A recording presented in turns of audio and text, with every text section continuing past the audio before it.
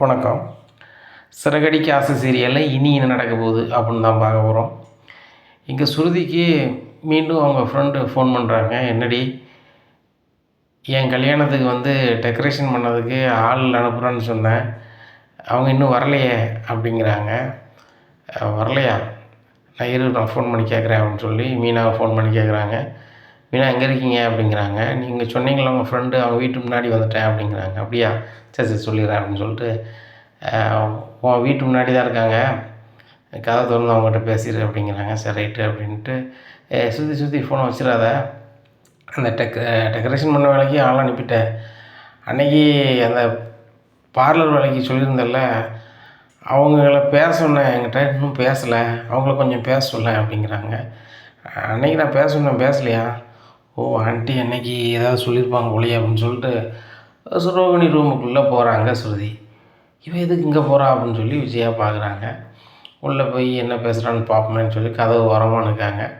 அப்போ ஸ்ருதி சொல்கிறாங்க, அன்றைக்கே நான் சொன்னோம்ல ரோகிணி, என் ஃப்ரெண்டுக்கு கல்யாணம், நீங்கள் தான் டெக்கரேஷன் பண்ணணும் வைக்கணும்னு சொல்லும் போது, இல்லை ஸ்ருதி உங்கள் ஃப்ரெண்டுன்னு சொல்கிறீங்க, நான் ஒரு அமௌண்ட்டு சொன்னால் அதை அவங்க தருவாங்களான்னு தெரில, நீங்கள் என் ஃப்ரெண்ட் நீங்கள் என் வீட்டில் இருக்கிறதுனால, உங்கள் வீட்டில் இருக்கேண்ணா, நம்ம எல்லாருக்கும் ஒரே வீட்டில் இருக்கோம், இது அந்த விஜயா ஆண்டி வீடு தானே, அவங்க வீடுன்னு சொல்லி தானே ஒரு 100 வாட்டி சொல்லிகிட்டு இருப்பாங்க ஒரு நாளைக்கு அப்படிங்கிறாங்க. இங்கே விஜயா ஒட்டு கேட்கும்போது கடுப்பாகுது. இந்த பணக்கார பைத்தியம் நான் எல்லா நேரம் நீ பற்றி தான் பேசுதா அப்படின்னு சொல்லிட்டு, உடனே எவ்வளோ எதிர்பார்க்குறீங்க ரோஹிணி, நான் சொல்லிடுறேன், அவங்க வசதியாக எப்படின்னு கேட்குறாங்க. கிட்டத்தட்ட அவங்களுக்கு ஒரு 10 கோடி ரூபாய்க்கு மேலே சொத்து இருக்கும் அப்படிங்கிறாங்க. அப்போது அவங்க கல்யாணம் ஒரு முறை தானே பண்ண போகிறாங்க அப்படிங்கிறாங்க. என்ன ரோகிணி இப்படி பேசுகிறீங்க, ஒரு முறை தான் கல்யாணம் பண்ணுவாங்க, இல்லை 10 வாட்டியாக பண்ணுவாங்க அப்படிங்கிறாங்க. இல்லை 5 லட்ச ரூபா சொல்லுங்கள் அப்படிங்கும்போது, 5 லட்ச ரூபா ஆகுமா டெக்கரேஷனுக்கு? டெக்கரேஷனுக்கே அவ்வளோ வரலன்னு சொன்னாங்களே மீனா, 3 லட்ச ரூபாயில் முடிஞ்சிடும்னு சொன்னாங்களே அப்படிங்கும்போது, மீனா பண்ணுறது டெக்கரேஷன், நான் பண்ணுறது பொண்ணே அழகாக மாற்றுறது, அதுக்கு 5 லட்ச ரூபான்னு சொல்லுங்கள், நீங்கள் வேணால் 1 லட்ச ரூபா கமிஷன் எடுத்துக்கோங்க அப்படிங்கிறாங்க. இதை கேட்ட வச்சு என்னது 1 லட்ச ரூபா கமிஷனா? இப்போ மீனா வேலையோட இந்த டெக்கரேஷன் வேலை பெரிய வேலையா? பார்லர் வேலை கடையே போடாமல் வீட்டிலேருந்து இப்படி பண்ணலாமா? அப்போ கல்யாணத்துக்கு ஒரு 10 கல்யாணம் ஆர்டர் பிடிச்சாலே போதும் போலையே அப்படின்னு சொல்லி விஜயா தருதுன்னு முடிக்காங்க. என்ன ரோகிணி கொஞ்சம் கம்மி பண்ண முடியாதா அப்படிங்கிறாங்க. ரோகிணி சொல்லுதாங்க, சுருதி உங்கள் ஃப்ரெண்டுன்னு தான் நான் கம்மியாக போட்டிருக்கேன், இவ்வளோ வசதியானவங்களாம் நான் 10 லட்ச ரூபாட்ட வாங்குவேன், அதுக்கு ஏதாவது நான் க்ரீம் வாங்குவேன் அப்படிங்கிறாங்க. 10 லட்ச ரூபாய்க்கா க்ரீம் வாங்க போகிறீங்க அப்படிங்கிறாங்க. சுருதி க்ரீம் ஒரு 5000 ரூபாய்க்குள்ளே தான் வாங்குவேன், ஆனாலும் எனக்குன்னு அமௌண்ட்டு வேணும்ல, பொண்ணை நான் அழகாக மாற்றுறோம்ல அப்படிங்கும்போது, ரோகிணி நீங்கள் ரொம்பவே பொழைச்சிப்பீங்க, நாங்கள் இந்த 5 லட்ச ரூபாய் சம்பாத்தியம் பண்ணோன்னா 5 மாதம் நான் டப்பிங் பேசணும், ரவி பல வருஷம் வேலை பார்க்கணும், ஆனால் நீங்கள் ஒரே நாளில் அதுவும் ஒரு 20 நிமிஷம் வேலைக்கு இவ்வளோ கேட்குறீங்களே அப்படிங்கும்போது, என் வேலை அப்படி தான் அப்படிங்கும்போது விஜயா வெளில வரா அப்படின்னு சொல்லிட்டு ஹாலில் போய் உட்காந்துக்கிறாங்க. உன்னை சுருதிங்க வாமா அப்படிங்கிறாங்க. என்ன அப்படிங்கிறாங்க, நீ அவகிட்ட பார்லர் வேலை முதல்ல கொடுக்கூடாதுன்னு சொன்னேன், நீ கொடுத்துட்ட, அந்த அமௌண்ட்டு ஏன்ட்ட வந்துடணும், அந்த 5 லட்ச ரூபா எனக்கு வேணும் அப்படிங்கிறாங்க. ஆண்டி நான் பார்லர் வேலை செய்ய சொல்லலை, செய்ய சொன்னது என் ஃப்ரெண்டு, அவங்க தான் கொடுப்பாங்க, அதுவும் ரோஹிணிகிட்ட தான் கொடுப்பாங்க, அதை நான் கூட வாங்க மாட்டேன் அப்படிங்கிறாங்க. இல்லை இல்லை உன் மூலமாக தானே வேலை வந்திருக்கு, அவளே என்ன சொன்னால், கமிஷன் நீங்கள் வேணால் 1 லட்ச ரூபா எடுத்துக்காங்கன்னு சொன்னால, அதனால் அந்த பணம் வீட்டுக்கு வந்துடட்டும், அவள் 20 நிமிஷம் தானே வேலை செய்கிறா, அவள் வேலை செய்கிறதுக்கு 5000 ரூபா கூலி தேவைப்படுன்னு சொல்லுதால, அந்த 5000 ரூபா நான் தரேன், இந்த 5000 வச்சு வேலை செஞ்சு 5 லட்ச ரூபாய் வீட்டில் கொடுக்க சொல்லுங்கள் அப்படிங்கும்போது சவுண்டு கேட்டு ரோகிணி என்ன சவுண்டு கேட்கு அப்படின்னு சொல்லிட்டு, நம்மளை பற்றி தான் பேசுகிறாங்களா அப்படின்னு சொல்லி முடிக்காங்க. ஆண்டி நீங்கள் பேசுகிறது உங்களுக்கே காமெடியாக தெரியலையா, வேலை பார்க்க போகிறது அவங்க, கொடுக்க போகிறவங்க இன்னொருத்தவங்க, நீங்கள் என்கிட்ட சொல்கிறீங்க, நீங்கள் வேணால் ரோகிணிகிட்ட கேட்டுக்கோங்க அப்படிங்கும்போது, ஏய் ரோகிணி நீ பெரிய பணக்காரி அப்படி இப்படின்னு சொல்லிகிட்டு இருந்த, உன்னால் என் பையனுக்கு எந்த பிரயோஜனமும் இல்லை, இன்னுமே ஒன்றையும் வச்சு தான் நான் சம்பாத்தியம் பண்ணி என் பையன் கடன் போகிறான் அடைக்கணும், ஒழுங்கு மரியாதை நீ பார்லர் வேலை பார்த்து அந்த 5 லட்ச ரூபாய்க்கு ஒன்று ஏன்ட்ட கொடுக்க அப்படிங்கிறாங்க. இதை கேட்ட ரோகிணி, ஆண்டி எனக்கு கொஞ்சம் கடன்லாம் இருக்குது நான் கொடுக்கணும் அப்படிங்கும்போது, என்ன கடன் இருக்குது உனக்கு அப்படிங்கிறாங்க. ஆகா நம்ம பேங்குக்கு கட்டலைன்னா அவங்க வீட்டுக்கு வந்துடுவாங்கன்ட்டாங்க, வீட்டுக்கு வந்தாங்கன்னா இவங்க ஆட்டோமேட்டிக்காக வீட்டை விட்டு வெளியே போய் சொல்லிடுவாங்க, ஏற்கனவே இந்த வீட்டில் மனோஜ் என்கிட்ட பேசுகிறதில்ல, இந்த ஆண்டி என்னை மதிக்கிறதில்ல, முத்து மீனாவும் என்னை ஒரு மாதிரி கேவலமாக பார்க்காங்க, இப்படியா இருக்குது அங்கிள் நம்மளை ஏறிட்டது பார்க்கறது கூட கிடையாது. இப்படி ஒரு நிலைமையில் பேங்க்காரங்களும் நான் பணம் கட்டணும்னு சொல்லி வீட்டுக்கு வந்துட்டாங்கன்னா அந்த ஆண்டி கண்டிப்பாக என்னை வீட்டில் இருக்கவே விட மாட்டாங்க. அப்படிங்கும்போது ஆண்டி எனக்கு பர்சனலாக கடை இருக்குது. அப்படிங்கும்போது என்ன கடை இருக்குது? பார்லரை விற்றுட்டேன், சம்பளத்துக்கு வேலை பார்த்துருக்கேன். உன் பார்லர் ஓனர்கிட்ட பேசுனா கணக்கு வழக்கு நிறைய நீ கொடுக்கணும், நிறைய பணத்தை எடுத்துருக்கா, இருந்தாலும் தெரிஞ்ச பிள்ளையா போனால் போயிட்டு போகிறான்னு சொல்கிறாங்க. அப்போ அவ்வளோ பணத்தை எடுத்து சாப்பிட்டா உனக்கு எப்படி கடன் ஆகுது? மனோஜ் நீ அப்படி என்ன பண்ணிட்ட? அப்படிங்கும்போது ஆண்டி என்ன ஆண்டி இப்படி பேசுகிறீங்க? மனோஜ் ரொம்ப நாளாக வேலைக்கு போகாமல் தான் இருந்தார், நான் தான் பார்த்துக்கிட்டேன், உங்களுக்கே தெரியும். அப்படிங்கும்போது அப்படி என்னத்தை பார்த்துட்டேன்? மளிகை சாமானுக்கு ஒரு 5000 10,000 கொடுத்துருப்பேன், எனக்கு மாதம் 1000 தந்துருப்பியா அப்படிங்கிறாங்க. ஆண்டி 1.5 வருஷத்துக்கு கணக்கு பண்ணி பாருங்கள் எவ்வளோ வரும்னு சொல்லிட்டு, இதுவே அது ஒரு அமௌண்ட் வரும் அப்படிங்கும்போது, அப்போ நீ சம்பளத்தில் என்ன செஞ்ச அப்படிங்கும்போது, ஆண்டி எனக்கும் செலவு இருக்கும்ல அப்படிங்கிற. அப்போ என்ன செலவு பண்ணுற? போகும்போது மனோஜ் கொண்டு விட்டுறான், வரும்போது ஒரு மாதத்தில் ஒரு 20 நாள் அவன் கூப்பிட்டு வந்துடுறான், 10 நாள் தான் ஆட்டோவில் வரேன், ஒரு நாளைக்கு 50 ரூபா பார்த்தாலும் 10 நாளைக்கு என்னாச்சு அப்படிங்கும்போது 500 தானே ஆச்சு, சரி ஒரு 1000 ரூபாய் வையன், மீதி பணம் எங்கே போச்சு அப்படிங்கிறாங்க ஆண்டி அப்படின்னு சொல்லி முடிக்கிறாங்க. நம்ம அம்மா கொடுத்ததையோ நம்ம வேணாம் செலவு பண்ணதே சொல்லவே முடியாத, இந்த புரோன் பண்ணி வரும்போதெல்லாம் சீன் போட்டதுனால பணம் செலவு பண்ணணும் அதெல்லாம் சொல்லவே முடியும் அப்படின்னு சொல்லிட்டு ரொம்ப முழிக்காங்க. இங்கே பாரு 5 லட்ச ரூபா என்கிட்ட வந்தாகணும் அப்படிங்கிறாங்க. சரி ஆண்டி அப்படின்ட்டு போயிடுறாங்க. இங்கே சுருதி சிரிச்சுக்கிட்டே போகிறாங்க. இந்த பணக்கார பைத்தியத்துக்கு நான் ஒரு மாமியார்னே நினப்பில்லை உங்களுக்கு. மற்ற மருமகன்னா நான் சொன்னேன் அப்படி கேட்பான். இந்த மீனா என்ன தான் ஒரு மாதிரி பேசினாலும் தும்முறா நடந்துக்கிட்டாலும் நான் சொன்னேன் சரிம்பா, இவன் ரொம்ப திமுரு இது பண்ணுதால அப்படின்னு சொல்லிட்டு நினைக்காங்க. அப்போ அந்த கல்யாண நாள் வருது. மீனா டெக்கரேஷன் வேலையை சூப்பராக பண்ணி வச்சுட்டு அங்கே இருந்து ஃபோட்டோவை அனுப்புகிறாங்க ஸ்ருதிக்கு. ஸ்ருதி எப்படி இருக்கும் பாருங்கள் அப்படிங்கிறாங்க. ரொம்ப சூப்பராக இருக்குது மீனா, டெக்கரேஷன் நல்லா இருக்குது, நானும் நாளைக்கு காலையிலே பார்ப்போம்ல அப்படிங்கிறாங்க. இங்கே ஸ்ருதிக்கிட்ட சொல்லுதாங்க ரோகிணி நம்ம கிளம்புவோமா அப்படிங்கும்போது விஜயா வராங்க. ரோகிணி இதில் 5000 ரூபா இருக்குது, நீ என்ன கிருமி வாங்குவியோ இதுக்குள்ளேயே வாங்கிட்டு 5 லட்ச ரூபாயில் 1 ரூபா முறியக்கூடாது, இங்கே வீடு சேரணும் அப்படிங்கும்போது ஸ்ருதி சிரிக்கிறாங்க. ஆண்டி உங்களை பார்க்க காமெடியாக இருக்குது அப்படிங்கிறாங்க. என்ன பார்க்க காமெடியாக இருக்குங்க அப்படிங்கிற. ஆமாம், வேலை செய்ய போகிறது அவங்க, பணம் அவங்களுடையது, அவங்கவுங்கள்ட்ட தரணுமா வேண்டாமான்னு முடிவு அவங்க எடுக்கணும். நீங்கள் சந்தேகணும் அப்படின்னா என்ன கதை? இது என் வீடு, என் வீட்டில் தான் இப்படி தான் இருக்கணும் அப்படிங்கிறாங்க. ஆண்டி நானே இதே வீட்டில் தான் இருக்கேன், என்கிட்ட நான் உழைக்கிற காசை தந்தாவன்னு நீங்கள் சொல்லி பாருங்கள், உங்களுக்கு வேணால் வாடகை வாங்கிங்க, நாங்கள் இருக்கிற ஒரு ரூமுக்கு வாடகை வாங்கிக்காங்க இதுதானே அப்படிங்குமே. அது போக மளிகை சாமானுக்கு நீங்கள் தான் ஃபுல்லாக கொடுக்கணும்னு சொன்னால் நீங்களும் சாப்பிடுவீங்களோ உங்கள் பங்கை கொடுங்கம்மே. இந்த ரோகிணி மாதிரியோ மீனாக்கா மாதிரியோ நான்லாம் அமைதியாக இருக்க மாட்டேன், ரோகிணி வாங்கிக்கலாம்லாம் அப்படின்னு சொல்லிட்டு போகிறாங்க. ஏய் ரோகிணி, இந்த சுருதி பண்ண சப்போர்ட்டில் நீ பணம் வராமல் இருந்துச்சுன்னா அவ்வளோதான் அப்படிங்கிறாங்க. சரி ஆண்டி அப்படின்னு சொல்லிட்டு போகிறாங்க. இங்கே அவங்களுக்கு மனசுக்குள்ளே என்ன குழப்பமாக இருக்குன்னா, நம்ம இந்த 5 லட்ச ரூபாயை தாரன்னு சொல்லிட்டோம், வேலை முடிஞ்சு நம்ம ஆன்ட்டிகிட்ட கொடுக்கணுன்னா கொடுத்துடலாம், ஆனால் பேங்க்காரங்க வந்துடுவாங்களே, இப்போ என்ன பண்ணுறது? பேங்க்காரங்களுக்கு 4 லட்ச ரூபா நான் லோன் எடுத்தேன், வட்டி முதல்ல சேர்ந்து ஒரு 8 லட்ச ரூபாய்க்கு மேலே ஆயிடுச்சு, நீ இன்சியல் அமௌண்ட்டாவது ஏதாவது கட்டணும்னு சொல்லும்போது என்ன பண்ணுறதுன்னு ஒன்றும் புரியலையே அப்படின்னு நினைக்காங்க. அப்போ நேராக அங்கே போகிறாங்க, சிசுக்கு போகிறாங்க. சிசு வீட்டில் பார்லர் வேலை சூப்பராக பண்ணிடுறாங்க. பண்ணோன்னே சொன்ன அமௌண்ட்டை கொடுத்துட்றாங்க. கொடுத்தோடனே ஸ்ருதியை கூப்பிட்டு சொல்கிறாங்க. ஸ்ருதி சொல்லுதுன்னு தப்பாக நினச்சிக்காதீங்க, 5 லட்ச ரூபா ஆண்டி கேட்குறாங்க. இப்போ நான் 5 லட்ச ரூபாயை ஆண்டிகிட்ட கொடுத்தோம்னா என் பர்சனல் தேவையை ஒன்றும் பண்ண முடியாது, 3 லட்ச ரூபா தான் கொடுத்தாங்க ஃபைனலாக பேசின்னு சொல்லுங்கள் அப்படிங்கும்போது, ரோகிணி நான் எதுக்கு உங்களுக்காக போய் சொல்லணும் அப்படிங்கிறாங்க. ஸ்ருதி எனக்காக சொல்லுங்கள் அப்படிங்கிறாங்க. நான் எதுவுமே சொல்ல மாட்டேன், நீங்களே சொல்லிக்கிடுங்க, நான் எதுவும் கேட்கும்போது பதிலே சொல்லாமல் இருக்கேன், அதை வேணால் செய்கிறேன், போய் சொல்ல எனக்கு சரி வராது அப்படிங்கிறாங்க. உடனே சரி ரைட்டு அப்படின்னு சொல்லிட்டு வீட்டுக்கு போகிறாங்க. ஆண்டி இதில் 3 லட்ச ரூபா இருக்குது அப்படிங்கிறாங்க. என்னது ஸ்ருதி 5 லட்ச ரூபான்னு சொன்னால் நீ 3 லட்ச ரூபா வச்சுருக்க அப்படிங்கிறாங்க. இப்போ சொன்னாங்களா அப்படிங்கிறாங்க. இப்போ சொல்லலை, நீ தானே ஸ்ருதிகிட்ட சொன்னால் 5 லட்ச ரூபா வரும்னு சொல்லிட்டு அப்படிங்கிறாங்க. இல்லை நான் 5 லட்ச ரூபா கேட்டேன், அவங்க முதல்ல தரேன்னாங்க, இதே வேலைக்கு 3 லட்ச ரூபாய்க்கு செஞ்சு தரேன்னு ஒரு ஆள் சொன்னோன்னா 3 லட்ச ரூபாய்க்கு நான் ஒத்துக்கிட்டு செஞ்சுட்டேன் அப்படிங்கிறேன். அப்படியா சரி ரைட்டு கொண்டா அப்படின்னு சொல்லி வாங்கிக்கிறாங்க. அந்த 2 லட்ச ரூபா வச்சுருக்காங்க, அந்த பேங்க்காரனை கொண்டு கொடுக்கணும்னு சொல்லிட்டு. அப்போ சரி ரைட்டு பேங்க்கில் கொண்டு கொடுத்துருவோம் அப்படின்னு சொல்லிட்டு நேராக பேங்க்கு போகிறாங்க. பேங்க்கு போனோன்னா என்ன ரோகிணி இப்போ தான் உங்கள் வீட்டுக்கு நாங்கள் வரணும்னு இருந்தோம் அப்படிங்க. ஐயோ வீட்டுக்கு வரணும்னு இருந்தீங்களா அப்படிங்கும்போது, ஆமாம் உங்களுக்கு தான் வீடு இல்லையே, உங்கள் வீட்டுக்கார் வீட்டு தான் வரணும்னு நினச்சோம், கரெக்டாக வந்துட்டீங்க, சரி பணத்தை நீங்கள் ஃபுல்லாக செட்டில்மெண்ட் பண்ணுறீங்களா அப்படிங்கிறாங்க. சார் அவ்வளோ பணம் என்கிட்ட இல்லை அப்படிங்கிறாங்க. என்றைக்கு தான் பணம் இருக்குதுன்னு சொல்லுவீங்க? பணம் எடுத்ததுலேருந்து நீங்கள் கட்டவே இல்லை. எங்களை பார்க்க உங்களுக்கு எப்படி தெரியுது? உங்களை தேடி தேடி அலைஞ்சிட்டு இருக்கணுமா? அப்படிங்கிறாங்க. சார் சார் சார் தப்பாக நினச்சிக்காதீங்க, என்கிட்ட அந்தளவுக்கு பணம் இல்லை சார், எனக்கு ரொம்ப கஷ்டம் அப்படிங்கிறாங்க. எல்லோரும் இதை தாங்க சொல்கிறாங்க. கஷ்டம்னு சொல்லி தான் பணத்தை வாங்குகிறாங்க. நீங்கள் கரெக்டாக வந்து பணம் கட்டியிருந்தீங்கன்னா நாங்கள் எதுக்கு உங்கள்கிட்ட வந்து கடுமையாக நடக்க போகிறோம், கேட்க போகிறோம்? உங்கள்கிட்ட கேட்டிருக்கவே மாட்டோம். நீங்கள் வந்து கட்டவே இல்லை. எத்தனை நாட்களில் உங்களுக்கு அனுப்பியிருப்போம் தெரியுமா? நான் வந்து வேலைக்கு வந்தே 1.5 வருஷம் ஆச்சு. அதுக்கு முன்னாடி ஒரு ஆஃபீஸர் 5 வருஷம் இருந்திருக்காரு.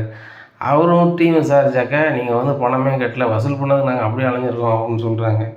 இப்படி ஏமாற்றிங்கன்னா சரி கிடையாதுங்க அப்படிங்கும்போது, சார் உங்களை ஏமாத்துன்னு நினைக்கல, என் சூழ்நிலை சரியில்லை சார் அப்படிங்கிறாங்க. ஏங்க எல்லாருடைய சூழ்நிலையும் மேடும் பள்ளத்தும் நிறைஞ்சது தான்.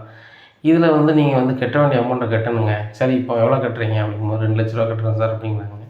என்னங்க நீங்கள் ஒரு 8 லட்ச ரூபாய்க்கு மேலே இருக்குன்னா ஒரு 4 லட்ச ரூபா கட்டினீங்கனாக்கா நாங்கள் பேசலாம். 2 லட்ச ரூபான்னா எப்படி அப்படிங்கிறாங்க. சார் இது புரிஞ்சுக்கோங்க அப்படிங்கிறாங்க.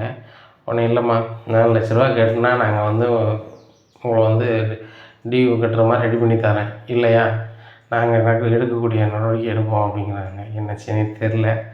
பேசாமல் தாலி கொடியை விற்றுருவோம். மனோஜ் என்கிட்ட பேச மாட்டார், பக்கத்துலேயும் வர மாட்டார். இப்போ தங்க தாலி கொடியை விற்றுட்டு பித்தாலையை போட்டிருந்தாலும் அவருக்கு தெரியாது அப்படின்னு சொல்லிட்டு நேராக தாலி கொடியை விற்றுருதாங்க. அது ஒரு 2 லட்ச ரூபாய்க்கு விற்று 4 லட்ச ரூபாய்க்கு மேலே கட்டிடுறாங்க. கட்டிட்டு சார் கட்டிட்டேன், நம்ம வீட்டு பக்கம் வராதாங்க அப்படிங்கும்போது, இங்கே பாருங்கள் ரோகிணி, இன்னும் 1 மாதம் கழிச்சு உங்களுக்கு டியூ அமௌண்ட் வந்துடும். என்ன 25,000 வரும். 25,000 நீங்கள் கட்டலைன்னு வச்சுக்கோங்க, நாங்கள் வீடு தேடி வந்துடுவோம் அப்படிங்க. சார் சார் தயவுசு வந்துடாதீங்கம்மா, உங்களுக்கு இவ்வளோ தான் பண்ண முடியும் அப்படின்னு சொல்லிட்டு அனுப்பிடுறாங்க. எப்பா இப்போதைக்கு சமாளித்தோம், இன்னும் 1 மாதம் இருக்குல்ல, அதுக்குள்ளே எப்படியும் 25,000 கட்டணும். நம்மளுக்கு வேலையும் இல்லையே, பார்லர் வேலை திடீர்னு தானே வரும் நம்ம வீட்டில் இருந்தால். அந்த ஆன்ட்டி வேறு வீட்டு விட்டு வெளில போகக்கூடாது அப்படி இப்படின்னு சொல்கிறாங்களே அப்படின்னு சொல்லி ரொம்ப ஒரு மாதிரி இருக்காங்க. அப்புறம் வீட்டில் போய் பேசுவோம் அந்த ஆன்ட்டிகிட்ட அப்படின்னு சொல்லி வீட்டுக்கு போகிறாங்க. வீட்டில் போய் மனோஜ்கிட்ட பேசுகிறாங்க. மனோஜ் நல்லா இருப்பீங்க, நீங்கள் என் மேலே கோவத்தில் தான் இருக்கீங்க, எனக்குன்னு ஒரு செலவுகள் கொஞ்சம் இருக்குது அப்படிங்கும்போது, உனக்கு நான் மாதம் மாதம் படி தரணுமா ரோகிணி அப்படிங்கும்போது, எனக்கு தர வேண்டாம் மனோஜ், இது வரைக்கும் நீங்கள் உழைச்சி எனக்கு எதுவுமே தரலை, நான் உழைச்சி தான் உங்களுக்கு எதை நான் பண்ணியிருக்கேன் அப்படிங்கும்போது, என்ன ரோகிணி சொல்லி காட்டுறியா அப்படிங்கிறாங்க. நான் சொல்லி காட்டுறேன், காட்டாமல் இருக்கேன். எனக்கு நான் வேலை தேடுறதுக்கு வெளியே போகிறதுக்கு எனக்கு உங்கள் அம்மா வந்து சம்மதிக்கணும், அதுக்கு நீங்கள் பேசுங்க அப்படிங்கும்போது, இவன் சொல்கிறதும் சரி தான், நம்ம இவளுக்கு செலவு கொடுக்க முடியாது, நம்ம கையிலேருந்து அவளுக்கு செலவு கொடுக்கக்கூடாது, அப்போ அவன் வேலை பார்த்தானா எனக்கும் காசு இருந்தால் கூட நம்ம பர்ஸில் கூட தேவைப்பட்ட எடுத்துக்கலாம் அப்படின்னு சொல்லிட்டு, ஏம்மா அப்படிங்கிறாங்க. என்ன அப்படிங்கிறாங்க. ரோகிணி வெளியில் வேலைக்கு போகிறாங்க அப்படிங்கிறாங்க. டேய் அதெல்லாம் சரி வராதுடா, ஏற்கனவே பணக்காரன்னு சொல்லி ஏமாற்றி இருக்கா நம்மளை. இந்த விஷயம் வந்து ஒவ்வொருத்தருங்களுக்காக தெரியுது, தெரிய அவளை பார்க்கும்போது கேட்பாங்க. அதுபோக இவன் ரோட்டில் போகையில் இப்படி உங்களை பணக்காரன்னு சொல்லி ஏமாற்றிட்டு சுற்றிக்கிட்டு இருக்கா, உங்களுக்கு ரோசம் இல்லையா, அது இல்லையா அது இல்லையான்னு கேட்பாங்க. பேசாமல் வீட்டில் இருந்துட்டு போட்டோம். சுருதி ஒரு பெரிய வேலையாக கொடுத்தா, அதில் ஒரு 3 லட்ச ரூபா வந்துச்சு அப்படிங்கும்போது, அதை என்னம்மா செஞ்சீங்க அப்படிங்கிறாங்க. டேய் ஏன் பேங்க் அக்கௌண்ட்டில் போட்டு வச்சுருக்கேன் அப்படிங்கிறாங்க. அம்மா எனக்கே ஏகப்பட்ட கடை இருக்குமா, ஒரு 3 லட்ச ரூபா தாங்க அப்படிங்கிறாங்க. டேய் மனோஜ், இது எதுக்கு தெரியுமா வச்சுருக்கேன், ஆத்திர அவசரத்துக்கு தேவைப்படும் வச்சுருக்கேன்டா அப்படிங்கிறாங்க. அம்மா எனக்கும் கடன் ஓவராக இருக்குது தாங்கம்மா அப்படிங்கும்போது, இல்லைடா இது வந்து உன் தேவைக்கு நான் வச்சுருக்கேன் அப்படிங்கிறாங்க. அம்மா நல்லா இருப்பீங்க அப்படின்ட்டு இருக்கும்போது, வீட்டு வாசலில் ஒரு ஆள் வந்து உள்ளே வரலாமா அப்படிங்கிறாங்க. உடனே மனோஜ் முழிக்கிறாரு, ஏறா இது அப்படிங்கிறாங்க. இல்லைம்மா அவர்கிட்ட ஒரு 5 லட்ச ரூபா வாங்கியிருந்தேன், கொடுக்கவே முடியல அப்படிங்கும்போது, நீங்கள் லட்சக்கணக்கில் பேங்கில் போட்டு வச்சுருக்கீங்க அப்படி இப்படின்னு பேசுகிறீங்க, எங்ககிட்ட பணத்தை வாங்கி நீங்கள் போட்டு வச்சுருக்கீங்களா அப்படிங்கும்போது, அந்த பணம் இல்லை அப்படிங்கிற மனோஜ். அதெல்லாம் எங்களுக்கு தெரியாது, என் பணம் எனக்கு வந்தாகணும், நாளைக்கு காலையில் 10 மணிக்கு வருவேன், 11 மணிக்கு எனக்கு பணம் கைக்கு வரலைன்னா 12 மணிக்கு இந்த வீட்டு முன்னாடி என்ன தர்பார் நடக்குன்னு பாருங்கள் அப்படிங்கிறாங்க. டேய் மனோஜ் இது என்னென்னு பாடுறா அப்படிங்கிறாங்க. ஏம்மா அந்த 3 லட்ச ரூபா கொடுங்க, நான் சரி பண்ணுறேன், என்கிட்ட கொஞ்சம் பணம் இருக்குது அப்படின்னு சொல்லி சொல்கிறாரு. மறுநாள் காலையிலே விஜயா பேங்கில் பணத்தை எடுத்து கொண்டு கொடுக்காங்க. கடன்காரங்க வர சொல்லி கொடுத்துட்றாங்க, அந்த கடன்காரங்க ஒரு ஆளுக்கு கொடுத்துட்றாங்க. டேய் மனோஜ், ரோகிணி வந்து பெரிய பெரிய வேலை எடுத்தான்னா பெரிய பெரிய அமௌண்ட்டு கிடைக்கும்டா, அதனால் பெரிய பெரிய வேலையை நீ எடுத்து கொடு, அவள் வீட்டிலே இருக்கட்டும், பெரிய பெரிய வசதியானவங்களாம் ஃபர்னிச்சர் கடைக்கு வருவாங்க, வரும்போது என் பொண்டாட்டி என்னது பெரிய அளவில் பார்லர் வச்சுருக்கா அப்படின்னு சொல்லி அப்படின்னு சொல்லு அப்படிங்கும்போது, எந்த இதுமா சொல்ல அப்படிங்கும்போது, டேய் உன் கடைக்கு மேலே சின்னதாக ரூம் போட்டு ஒரு ஆஃபீஸ் மாதிரி போடு, திருமணம் விசேஷ வீடுகளுக்கு மட்டும்தான் வருவா, மற்றபடி நேரில் வந்து பண்ண முடியாதுன்னு சொல்லி விசிட்டிங் கார்டு மாதிரி ரெடி பண்ணி கொடு அப்படிங்கிறாங்க. சரிம்மா அப்படின்னு சொல்லி விசிட்டிங் கார்டு மாதிரி போட்டு எல்லோரும் கொடுக்குறாங்க. ரோகிணிகிட்ட கொண்டு ஒரு கட்டு கடை கொடுக்குறாங்க. மனோஜ் இதை என்கிட்ட நீங்கள் சொல்லவே இல்லை அப்படிங்கும்போது எங்கள் அம்மா தான் சொன்னாங்க, எனக்கு ஏகப்பட்ட கடை இருக்குது, என் கடனை அடைக்கிறதுக்கு நீ இந்த மாதிரி பண்ணால் என் கடன் அடைஞ்சிருக்குன்னு சொன்னாங்க அப்படிங்கிறாங்க. மனோஜ், நீங்கள் என்கிட்ட பேச மாட்டீங்க, இன்னும் உங்கள் பொண்டாட்டியாக நினைக்க மாட்டீங்க, ஆனால் என் மூலமாக வரக்கூடிய பணம் உங்கள் கடனை அடைக்கிறதுக்கு தேவைப்படுது அப்படிங்கும்போது, ரோகிணி ஒரு கடனை தான் அடைச்சிருக்கேன் அப்படிங்கும்போது, மனோஜ் ஒரு கடனும் இல்லை, உங்கள் மொட்டை சந்தோஷம் உங்கள் நண்பர் கடன் அவர்கிட்ட வாங்கியிருந்தீங்களா, அதை நான் தான் அடைச்சேன், மறந்துடாதீங்க அப்படிங்கும்போது, ரோகிணி இதெல்லாம் சொல்லி கட்டிகிட்டு இருக்காத, புருஷன் பொண்டாட்டின்னா ஒரு ஹெல்ப் பண்ணணும் அப்படிங்கிறாங்க. இப்போ தான் தெரியுதா மனோஜ் புருஷன் பொண்டாட்டின்னு சொல்லிட்டு. என்னை தரையில் தூங்க வச்சிங்க, என்கிட்ட என்ன எதுனே பேச மாட்டீங்க, உங்கள் அம்மா மூலமாக நீங்கள் என்னை சமைச்சு சாப்பிட சொன்னீங்க அப்படிங்கிறாங்க. நான் எதுவும் அம்மாட்ட சொல்லலை, அம்மா தான் சொன்னாங்க அப்படிங்கிறாங்க.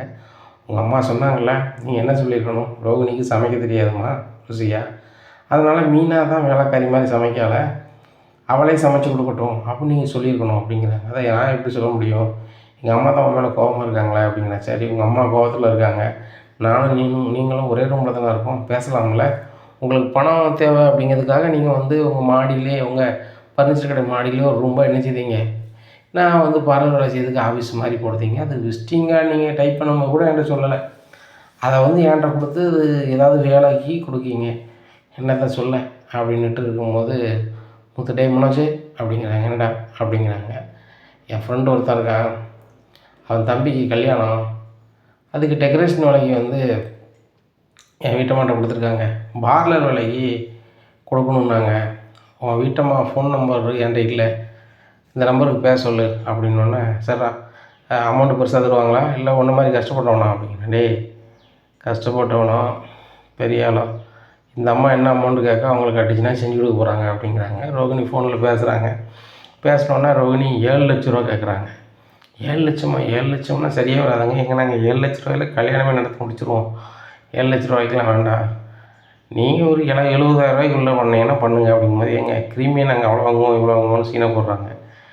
ஏம்மா, உங்களே மாதிரி பாரில் நிறைய பேர் வச்சுருக்காங்க, முத்தண்ணன் தெரிஞ்சவர், அதனால் அவங்க வீட்டில் நாங்கள் என்ன செஞ்சோம், டெக்கரேஷன் வேலையை கொடுத்தோம், அதே வீட்டில் நீங்கள் பண்ணதுனால உங்களுக்கும் ஒரு கம்மியான அமௌண்ட் கொடுக்கலான்னு பார்த்தா இவ்வளோ கேட்குறீங்களே, நான் முத்துறன்ட்ட பேசிக்கிறேன்னு சொல்லிட்டு முத்துட்ட பேசுகிறாங்க.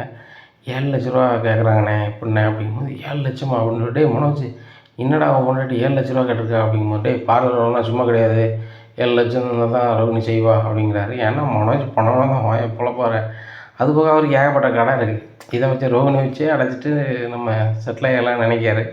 விஜயாவோட எண்ணம் தான், இவ தான் பணமும் எதுவும் இல்லையே, இவட்ட எவ்வளோ கறக்க முடியுமோ அவ்வளோத்தையும் பணத்தை கறக்கணும் அப்படின்னு நினைக்காங்க இந்த பார்லர் வேலை மூலமாக.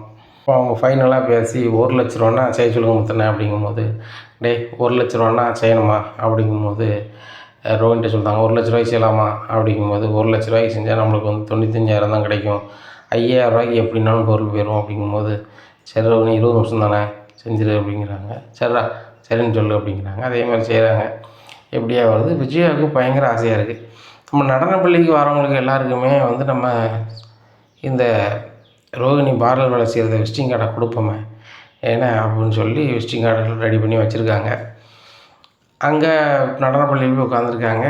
ரதியும் திலீபனும் விரும்புகிறாங்க, 4 இடம் சுற்றுறாங்க, போகிறாங்க வராங்கன்னு 2 வீட்லேயும் தெரிஞ்சு போகுது. பிள்ளையோட அப்பாவுக்கு சரியான கடுப்பு.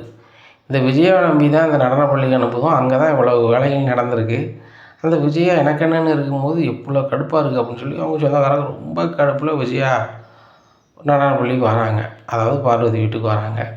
இங்கே பார்வதி வீட்டில் ரொம்ப தோரணையாக காப்பி குடிச்சிக்கிட்டு இருக்காங்க. பார்வதி காப்பி போட்டு கொடுக்க, இவங்க மிச்சர் காரிச்சா இதுன்னு விட்டு நல்லா ஜாலியாக காப்பி குடி சிரித்து பேசிக்கிட்டு இருக்க.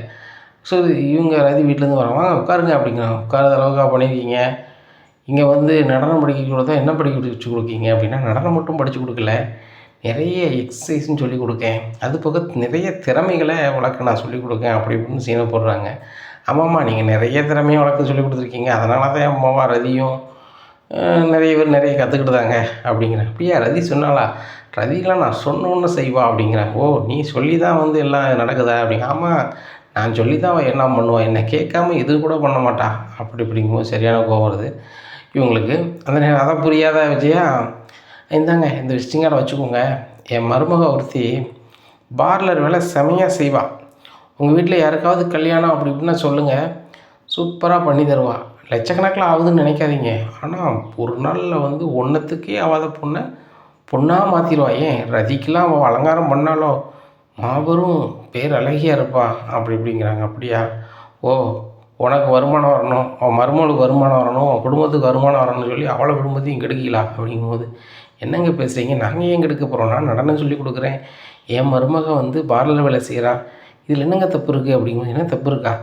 என் மகளை அங்கே நடனம் படிக்க அனுப்பிவிட்டா நீ காதலிக்க சொல்லி கொடுத்துட்டு போவளுக்கு அப்படி நான் எங்கே சொல்லி கொடுத்தேன் அப்படிங்கும்போது இங்கே தான் வந்து அவங்க பேசியிருக்காங்க வச்சுருக்காங்கன்னு எல்லாம் வருது. இந்த நடனப்பள்ளி நடத்தணும் தெரியலையா வைக்கலையா?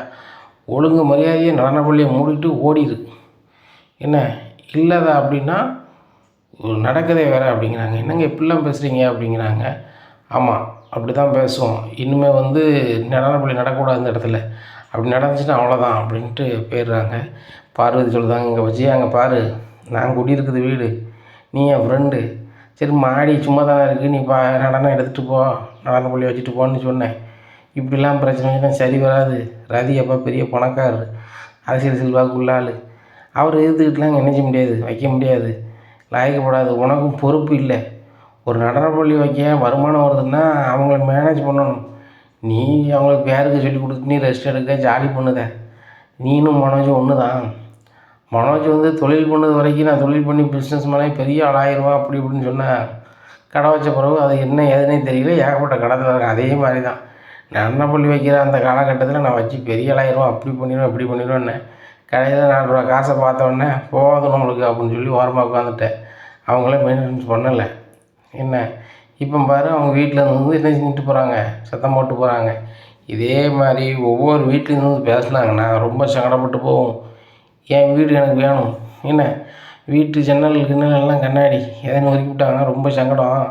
வச்சியா இன்னையோட நடனப்பள்ளி இழுத்து மூடிடு. சரிதானா? நீ ஃப்ரெண்டாக எப்போனாலும் வா போ, ஆனால் நடனப்பள்ளி நடத்த நான் அனுமதிக்க மாட்டேன் அப்படிங்கிறாங்க. என்ன பார்வதி இப்படி சொல்லுது? ரதியோட அப்பா அப்படி சொல்லிட்டாருன்னா நீ இப்படி சொல்லுது அப்படிங்கிறோம். அதுதான் உள்ளது.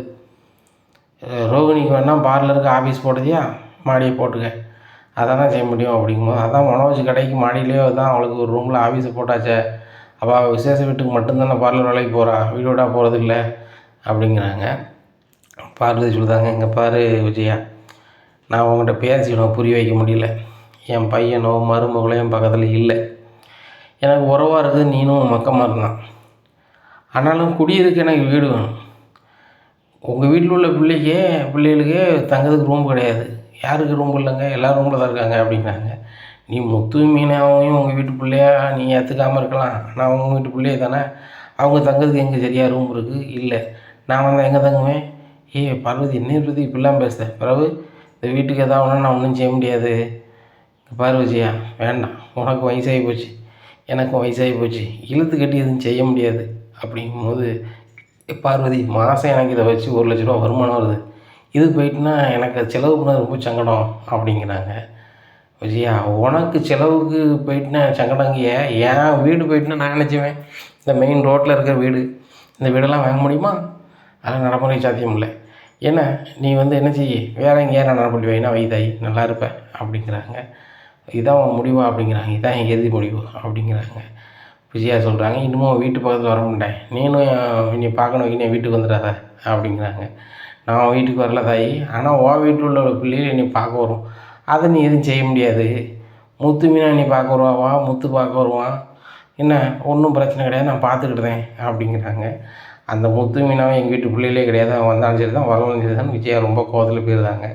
வீட்டில் போய் தாஞ்சாவூர் அப்படிங்கிறாங்க. இதை கேட்டால் நம்மளை என்ன வந்து வாதமாக பயங்கரமாக கணிச்சிட்ருக்கு என்ன அப்படிங்கிறாங்க.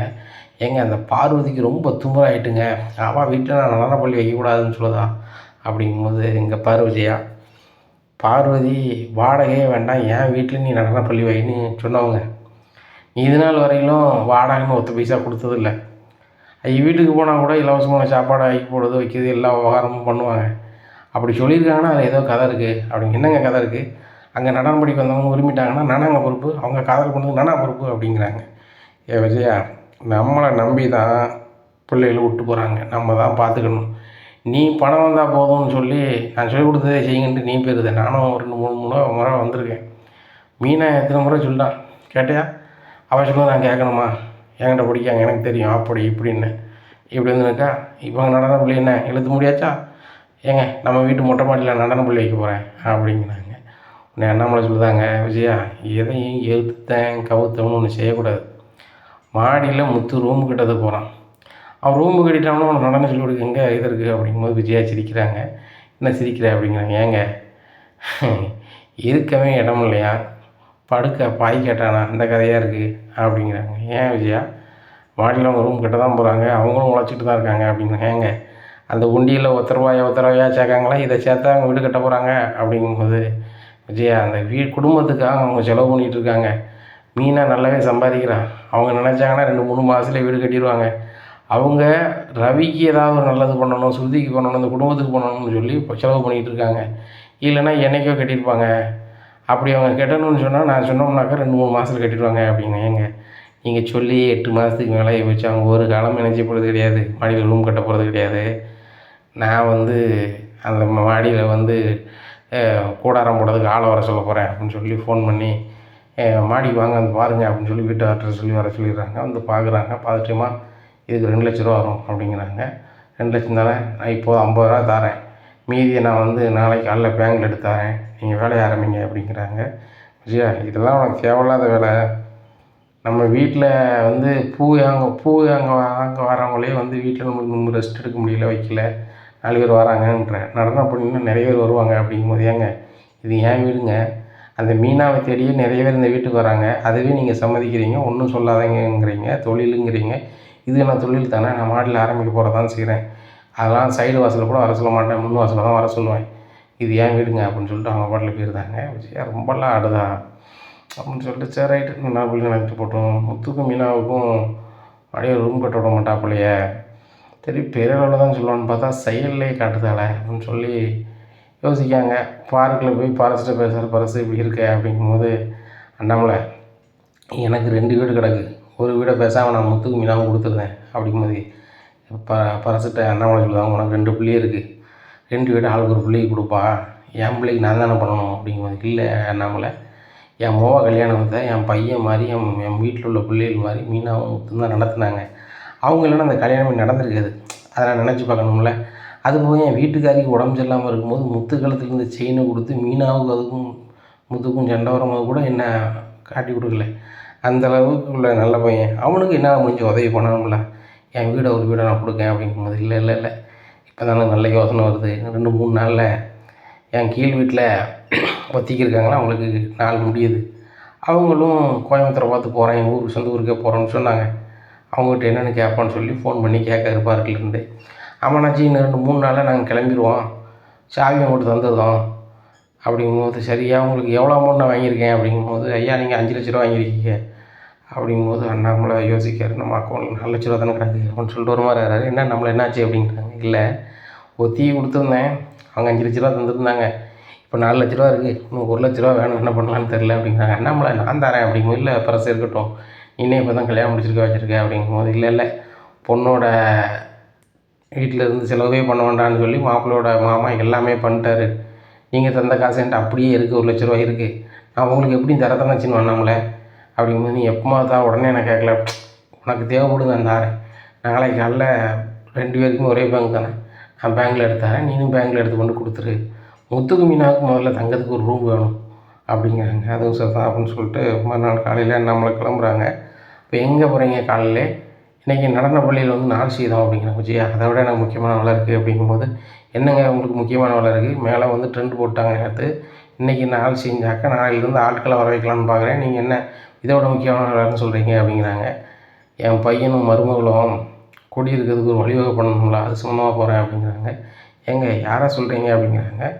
நீ ரவியும் மனோஜையும் பையன் நான் யார் என் பையன் முத்த என் பையன், அவனுக்கு எங்கே நீங்கள் இது பண்ண போகிறீங்க அப்படிங்கும்போது, கீழ் வீடு ஒத்தி முடியுது, அந்த பணம் கொடுக்க போகிறேன் அப்படிங்கும்போது, ஏங்க நான் வேற ஒரு ஆள் ஒத்தி பேசி வச்சுருக்கேன், 7 லட்ச ரூபா தராங்கண்ணா, அவங்களுக்கு தான் கொடுக்கணும் அப்படிங்கிறாங்க. விஜய் அங்கே பாரு, இது ஓ வீடு, நீ யாருக்கு வேணாலும் கூடாது, என் வீடு சரிதானே, அது என் பையன் முத்துக்கும் என் மருமகன் மீனாவும் இருக்குது தான் கொடுக்க போகிறேன் அப்படின்னு சொல்லிட்டு அண்ணாமலை ரொம்ப வக்கையாக போயிருந்தார். போய் பேங்கில் போய் பணம் எடுக்காரு. விஜயாவுக்கு சரியான கோபம், இங்கே மாடியில் வந்து நான் நடனப்பள்ளி நடத்துகிறேன் 4 செய்தி கூட வரல. ஆனால் அந்த முத்து மீனாவுக்கும் தங்குறதுக்கு தனி ரூம் வேணும்னு சொல்லி இவர் பேங்கில் போய் 4 லட்ச ரூபா எடுக்க போகிறாரே அப்படின்னு சொல்லிட்டு ரொம்ப கடுப்பில் இருக்காங்க. அண்ணாமலைகிட்ட பணத்தை விஜயாட்ட கொடுத்து விஜய் அதை பீரோவில் வை அப்படிங்கிறாங்க. இனி என்ன நடக்கும் அப்படிங்கிறத பொறுத்து வந்து பார்க்கலாம்.